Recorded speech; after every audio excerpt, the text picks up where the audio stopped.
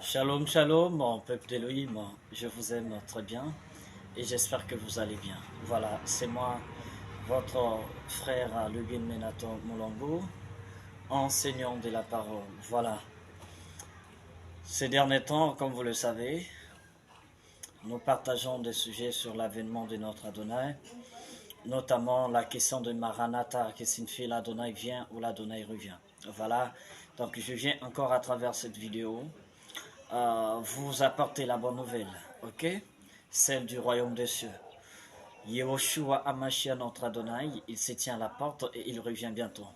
Donc c'est ce qui nous pousse, nous étant que serviteurs, c'est ce qui nous pousse à venir vers le peuple d'Élohim, venir sonner la trompette, comme Ézéchiel chapitre 3, le verset 17 nous le dit très bien, que nous étant que sentinelles, et il nous a placés devant son peuple pour sonner la trompette, pour avertir le peuple des événements qui pourraient arriver ou bien qui se déroulent actuellement. Voilà le rôle que nous avons eu auprès de notre Adonai en ces temps de la fin, surtout en ces temps de la fin.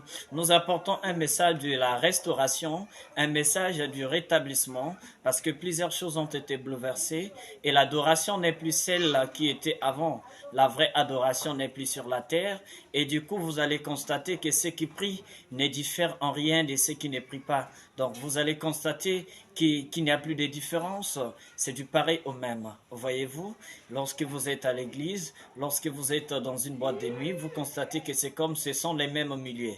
Voyez-vous, donc on ne constate pas vraiment la différence que l'Adonai a parlé dans ses écritures. Nous les constatons malheureusement pas à cette différence-là. Voilà, raison pour laquelle nous venons pour vous apporter ce message-là, pour vous apporter cette bonne nouvelle, afin que ceux qui dorment puissent se réveiller.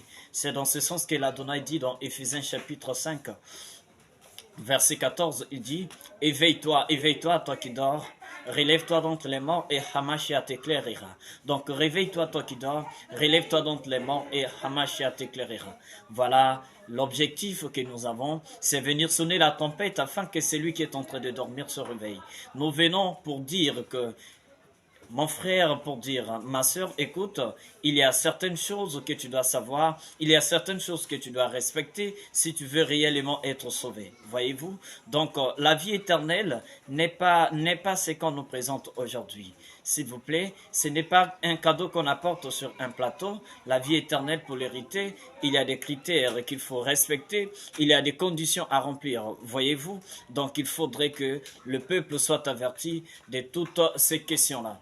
Voyez-vous, donc Éphésiens nous le dit que nous devons se réveiller, ok? Ceux qui dorment la nuit. Et nous sommes effectivement au temps du soir, là où plusieurs personnes sont en train de dormir.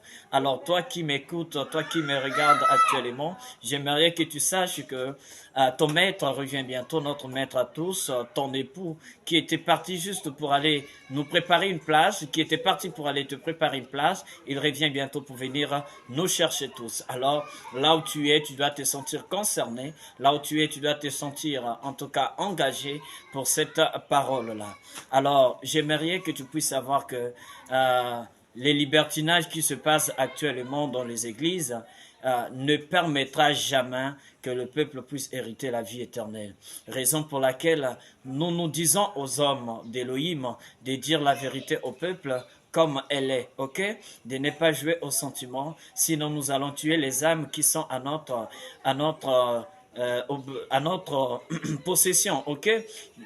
Nous allons les tuer.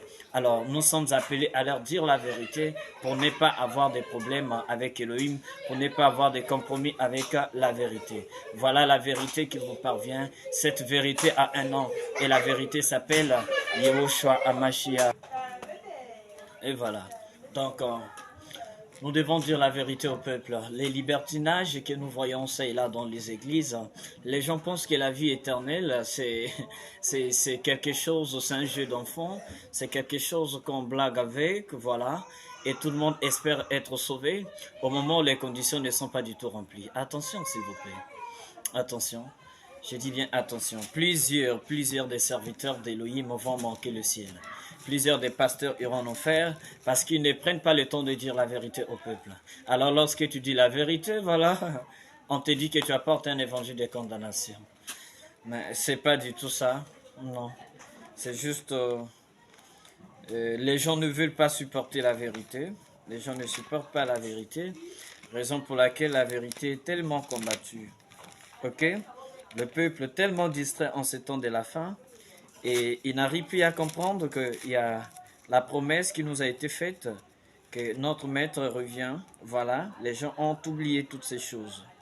Alors, j'aimerais lire dans Malachie chapitre 3, le verset 18. Nous lisons au nom de Yahushua Hamashiach, le nom de la grande victoire. Malachie chapitre 3, le verset 18, il est écrit. Alors vous verrez la différence entre un juste et un méchant, entre ceux qui servent Elohim et ceux qui ne le servent pas. Je répète. Alors vous verrez la différence entre un juste et un méchant, entre qui sert Elohim et qui ne le sert pas. Voyez-vous, regardez un peu. Ici dans Malachie si vous voulez, le message que Malachie chapitre 3, le verset 18 nous apporte est que nous verrons la différence. Il faudrait qu'il y ait la différence entre ceux qui servent Elohim et ceux qui ne le servent pas. Ok, on nous dit vous verrez la différence entre le juste et le méchant. Constatez avec moi. Alors, celui qu'on appelle le méchant, c'est tout simplement la personne qui marche selon l'iniquité, c'est-à-dire la non-Torah, c'est-à-dire la transgression de la Torah, la personne qui transgresse la Torah. Ok? La personne qui marche dans l'iniquité, dans le péché, dans la transgression de la Torah. C'est celui-là qu'on appelle le méchant. Ok? Le méchant, c'est celui qui ne prend pas garde à la parole d'Élohim. Le méchant, c'est celui qui considère, ok, inutile l'évangile. Celui qui rejette l'enseignement. Le méchant, c'est celui, et c'est l'homme incrédule. Le méchant, c'est celui qui rejette la bonne nouvelle. Le méchant, c'est celui qui méprise la parole au fait. Donc la méchanceté dont il est question, c'est le fait de mépriser la parole, de transgresser l'enseignement, de transgresser la Torah. Alors on nous dit qu'il faudrait qu'il y ait une différence entre le juste et le méchant. Or le juste c'est celui qui sert Elohim. Le juste c'est l'enfant d'Elohim. Parce que Elohim est juste. Il peut qu'enfanter des enfants qui sont justes comme lui. Voilà le message que j'apporte. En ce temps de la fin, bien-aimé, frère, sœur, toi-même lorsque tu regardes, qu'est-ce que tu vois? Lorsque tu regardes ça et là dans les églises, qu'est-ce que toi tu vois? Tu vas remarquer que cette personne-là qui prie et la personne qui ne prie pas, c'est du pareil au même. Parfois, tu préfères même choisir celle qui ne prie pas. Parce que tu constates que la méchanceté qui se trouve dans des personnes qui prient, ok, même celui qui ne prie pas, vraiment, n'est pas comme ça. Voyez-vous? Donc, il n'y a plus la différence. On constate que la méchanceté devient partout. On retrouve le monde dans la communauté, dans l'église. Voyez-vous? C'est vraiment dommage. Tout cela est la faute des pasteurs aujourd'hui. Vraiment, ça, je dis ça haut et fort. Les pasteurs ne veulent pas dire la vérité aux disciples. Ils ne veulent pas enseigner l'évangile de la vérité. Ils sont là juste à enseigner l'argent, les biens matériels, sans rien dire du ciel. Alors, toutes ces choses ne sont pas mauvaises, mais la parole nous dit de chercher premièrement le royaume des cieux, et toutes ces choses nous seront données par-dessus. Donc, ces choses-là doivent nous suivre. Mais aujourd'hui, ceux qui prient sont derrière les miracles, sont derrière les bénédictions. Or, les miracles ou les bénédictions, ce sont des choses qui sont derrière, ok? Ce sont des choses qui sont derrière les serviteurs d'Élohim. Ce sont des choses qui sont derrière les enfants d'Élohim. Ce sont des choses qui suivent les enfants d'Élohim. Voyez-vous? Donc, ce sont des choses qui sont derrière nous. Mais il est dommage aujourd'hui de constater un enfant d'Élohim, celui qui sert soi-disant Élohim, est là derrière les miracles, derrière les prophéties, derrière les bénédictions. Ce sont les bénédictions qui doivent être derrière toi. Ce sont les miracles qui doivent te suivre, selon bel et bien ce qui est écrit. Alors aujourd'hui, c'est le contraire des choses. Ma soeur, mon frère, je ne viens pas te juger. Je viens tout simplement te dire que tu dois améliorer ta manière de faire. Tu dois changer d'attitude. Tu dois changer de comportement. Car l'Adonai Yehoshua Hamashiach revient très bientôt. Car l'Adonai Yehoshua Hamashiach, il revient très bientôt. Alors on doit maintenant l'adorer comme il le faut. Car il dit dans sa parole, vous adorez ce que vous ne connaissez pas, nous adorons ce que nous connaissons, car le salut vient des Juifs, le salut vient des Yehodim. Alors, ça c'est Jean chapitre 4, le verset 22. Alors, bien-aimés, nous devons chercher à adorer Elohim comme il se doit. Voyez-vous, alors pour adorer Elohim, tu dois avoir une alliance avec lui. Alors, tu ne peux pas prétendre servir Elohim si tu n'as pas une alliance avec lui, bien entendu. Alors, tu dois avoir une alliance avec lui pour le servir. Pour l'adorer, tu dois le connaître. Tu dois avoir une alliance avec lui. Alors, connaître une personne commence par connaître son nom.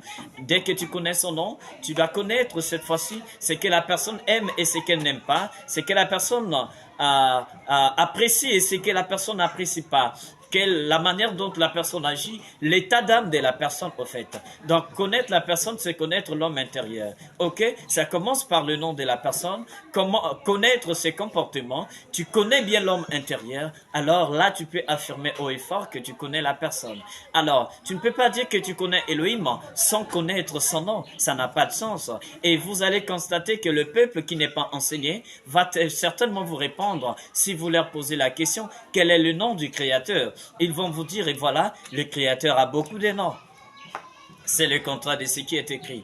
Alors, il n'a pas beaucoup de noms. Il a un seul nom par lequel nous devons l'invoquer pour avoir le salut. Ça, c'est Actes chapitre 4, le verset 12.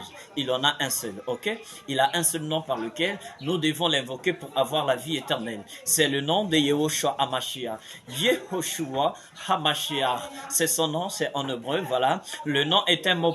Le nom est un mot, ok, invariable. C'est un mot qui sert à désigner une personne ou une chose. Le nom propre est un mot invariable. Les noms communs, ok, varient d'une langue à une autre. Ça, ce sont les noms communs. Mais le nom propre ne varie pas d'une langue à une autre.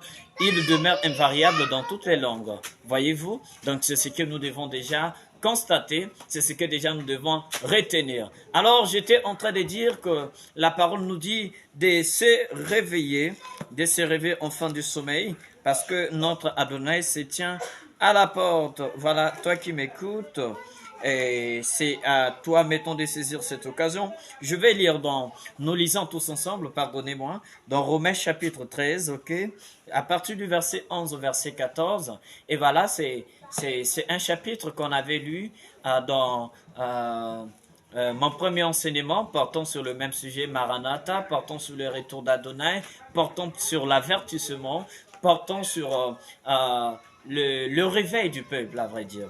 Voyez-vous, ici il est écrit, nous lisons au nom de Yehoshua HaMashiach, il est écrit dans Romains chapitre 13 à partir du verset 11. D'autant que vous savez en quel moment nous vivons, c'est l'heure désormais de vous arracher au sommeil. Le salut est maintenant plus près de nous, ok, qu'au temps où nous avons cru. La nuit est avancée, le jour est proche. Laissez là les œuvres des ténèbres et revêtons les armes des lumières. Comme il s'est en plein jour, conduisons-nous avec dignité, point de repas ni d'orgie, pas de luxure ni de débauche, pas de querelle ni jalousie, mais revêtez-vous d'Adonai Yehoshua HaMashiach et ne vous souciez pas de la chair pour en satisfaire les convoitises. Voyez-vous le message qu'on nous apporte? On nous dit c'est l'heure de nous arracher en fin du sommeil, parce que toi-même tu vas constater que tu dors. Tu te dis voilà, je ne dors pas, je suis éveillé. Non, tu dors. Parce que si tu ne dormais pas, tu ne devais pas pratiquer les choses des ténèbres, ok?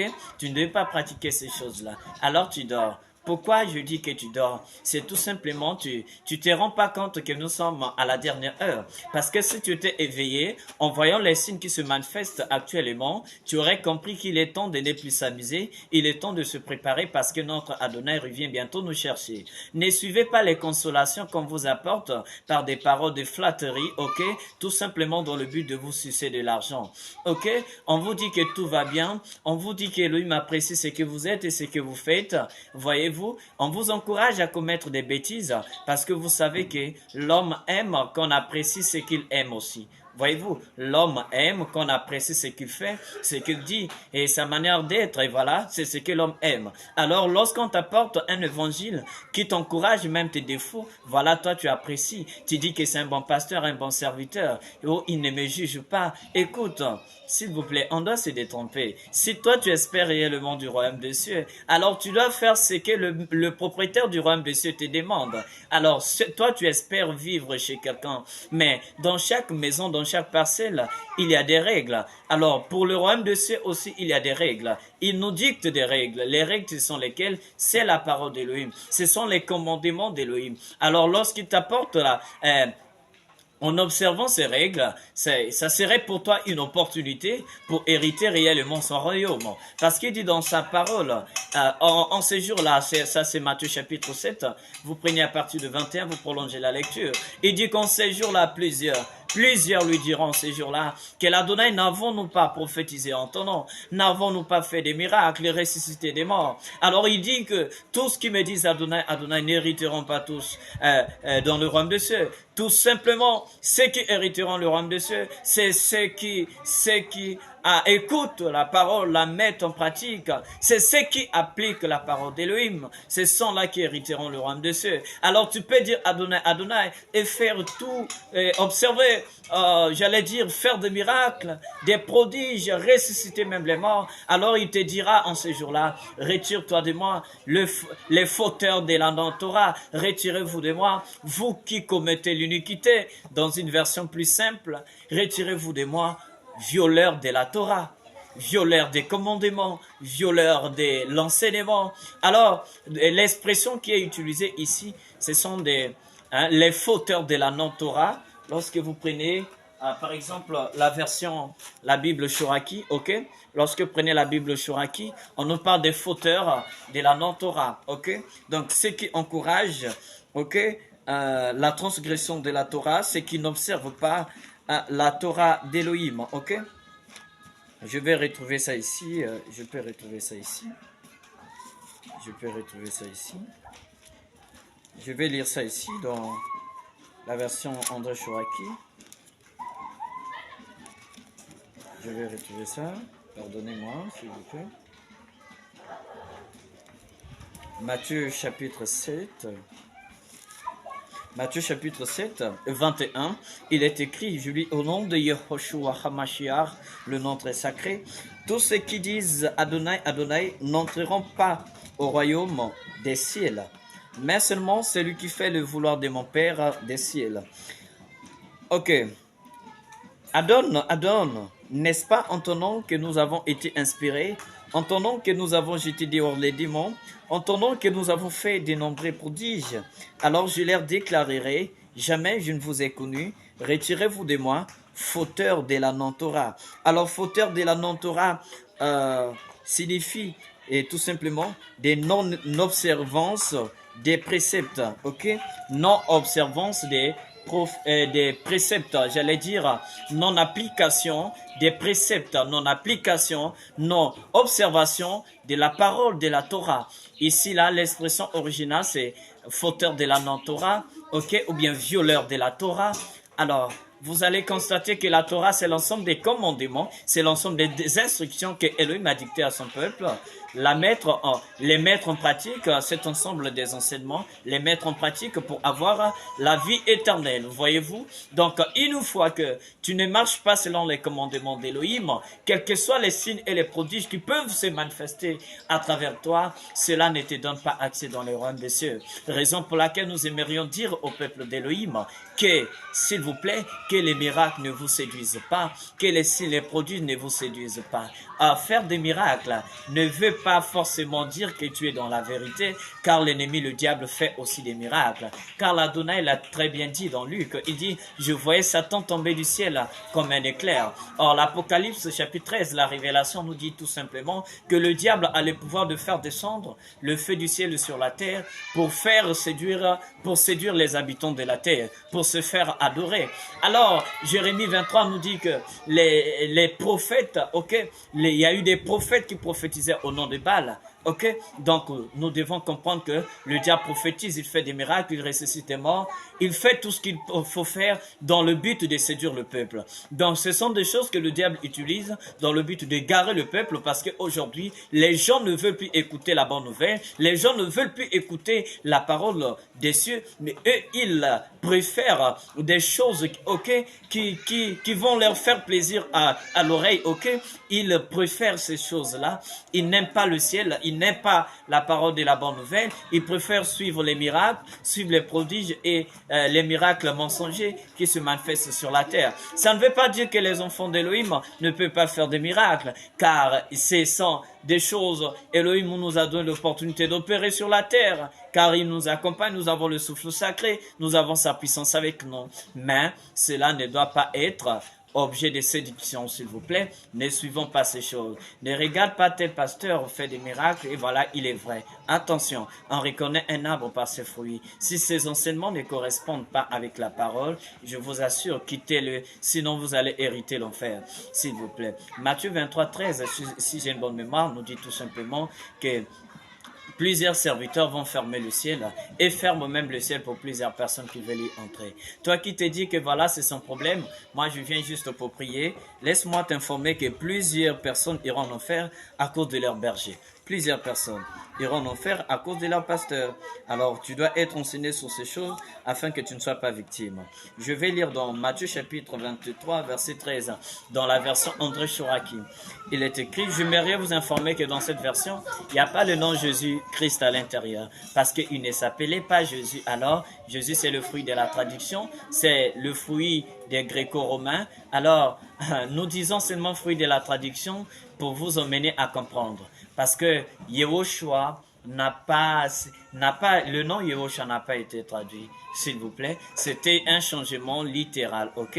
On a enlevé le nom Yehoshua et on a remplacé le nom Jésus. Voyez-vous, c'est toute une longue histoire que, par la grâce d'Adonai, s'il ne revient pas, s'il nous prête encore souffle de vie, lorsque nous allons y revenir sur un thème spécial, nous allons vous expliquer comment est-ce que les choses se sont déroulées pour rejeter Yehoshua et devenir Jésus. Mais s'il vous plaît, comprenez, le salut est dans le nom, c'est dans le nom hébraïque, le nom de Yehoshua HaMashiach, c'est ce que nous devons retenir, mes très chers bien-aimés. Il est écrit, Matthieu chapitre 23, 13, je lis au nom de Yehoshua HaMashiach, le nom très sacré, il est écrit, oui, vous, Sophérim et Pérochim, hypocrites, vous fermez les royaumes des ciels devant les faces des hommes. Oui, vous-même, vous n'y entrez pas, et ceux qui y entrent, vous ne les laissez pas entrer. Alors, dans une version plus simple, on dit, malheur à vous, pharisiens et scribes hypocrites, ok? Vous fermez le royaume des cieux à ceux qui veulent entrer, ok? Et vous fermez le royaume des cieux à ceux qui veulent entrer. Vous savez bien que vous-même, vous n'y entrerez pas et vous ne laissez personne entrer parmi ceux qui veulent y entrer. Je vais lire le même passage dans la version de Jérusalem, dans la Bible de Jérusalem. Bible de Jérusalem. Il est écrit, vers Matthieu chapitre 23, 13, au nom de Yehoshua, nous lisons, « Malheur à vous, scribes et pharisiens hypocrites, qui fermez aux hommes le royaume des cieux, vous n'entrez certes pas vous-même, et vous ne laissez même pas entrer ceux qui le voudraient. » Alors, comprenez par là, mes chers bien-aimés, qu'à travers ton berger, à travers ton pasteur, tu peux bel et bien aller en enfer. Très bien, parce que, écoute, l'instrument, le serviteur d'Élohim, c'est celui qui possède la clé. Car il dit à Pierre, ok? Il dit à Pierre très bien que, il dit que je te lègue les clés du royaume des cieux. Tout ce que tu lieras sur la terre sera lié dans les cieux, ainsi de suite. Or, la clé dont il parlait à Pierre, c'est tout simplement la parole. La parole, c'est la clé du ciel, ok? Ce n'est pas une clé physique, bien entendu. Donc, la parole, c'est la clé du ciel. Sans la parole, il n'y a pas accès au ciel, ok? On ne peut pas hériter le ciel si on ne suit pas la parole. Raison pour laquelle Jean chapitre 14, le verset 6 nous dit, « Yehoshua répondit, je suis le chemin, la vérité et la vie. Personne ne va au Père excepté par moi. » Alors, personne ne peut aller au ciel, Personne ne peut aller au Père sans passer par moi. Personne ne peut hériter le royaume des cieux sans mettre en pratique la parole. Car Yahushua, c'est la parole. En d'autres termes, quiconque ne suit pas le chemin de la parole ne peut pas accéder au ciel. Parce que la clé du ciel, c'est la parole.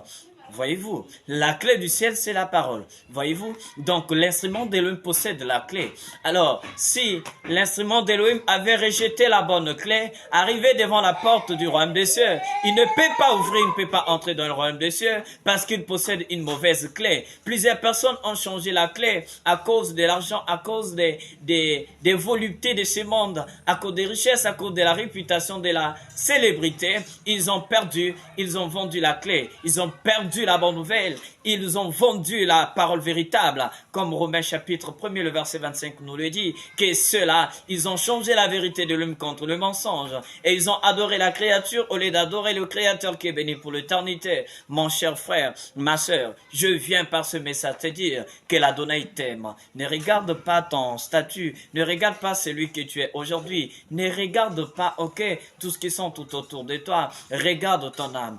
La parole nous dit que le salut est personnel, le salut est individuel. Écoute, tu prends soin de ton corps, tu prends soin de ton corps, tu achètes de nouveaux vêtements, tu prends le temps de te laver, tu veux apparaître propre devant les gens, c'est très bien, c'est important, mais est-ce que tu prends le temps de laver ton âme? L'homme intérieur, s'il est sale, même si à l'extérieur tu es propre, je t'assure que tu ne bénéficies de rien.